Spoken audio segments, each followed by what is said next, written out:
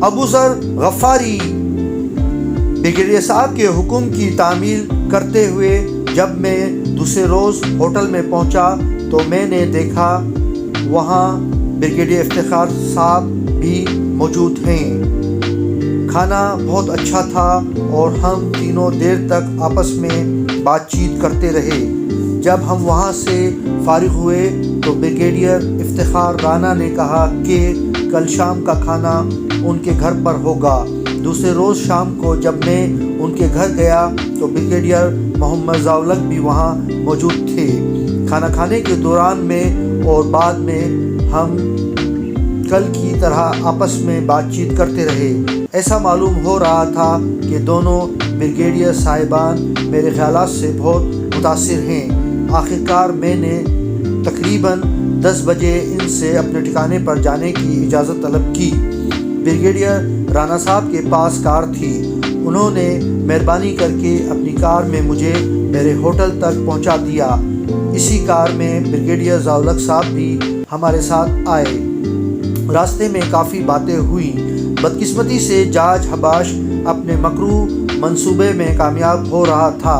میں نے یاسر عرفات اور ابو جہاد کو بہت سمجھایا کہ وہ جارج حباش کے جال میں نہ پھنسیں، لیکن ان کا کہنا تھا کہ حالات ان کے کنٹرول میں نہیں۔ جولائی 1970 تک صورتحال اس حد تک خراب ہو گئی کہ جنرل نواب ملک نے مجھے بلوایا اور بریگیڈیئر محمد ضیاءالحق کی موجودگی میں مجھ سے کہا کہ جارج حباش کی جماعت میں یہ پروپیگنڈا کر رہی ہے کہ پاکستانی فوج کے افسر فلسطینی فدائین کو تباہ کرنے کے لیے اردنی فوج کے ساتھ منصوبہ بندی کر رہے ہیں۔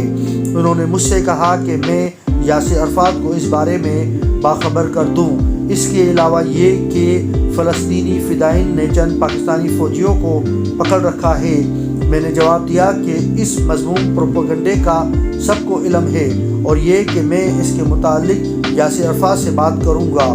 وہاں سے آ کر جب میں نے فلسطینی رہنما سے اس کا ذکر کیا تو ابو جہاد نے کہا کہ انہیں پوری صورتحال کا علم ہے اور یہ کہ ان کے ہوتے ہوئے پاکستانی فوج کے کسی آدمی کو کوئی غزن نہیں پہنچ سکتی۔ اس کے بعد ابو جہاد نے جارج حباش کی جماعت کے فلسطینی فدائین کی حراست سے پاکستانی فوجیوں کو چھڑایا۔ اسی دوران میں حالات بد سے بدترین ہونے لگے۔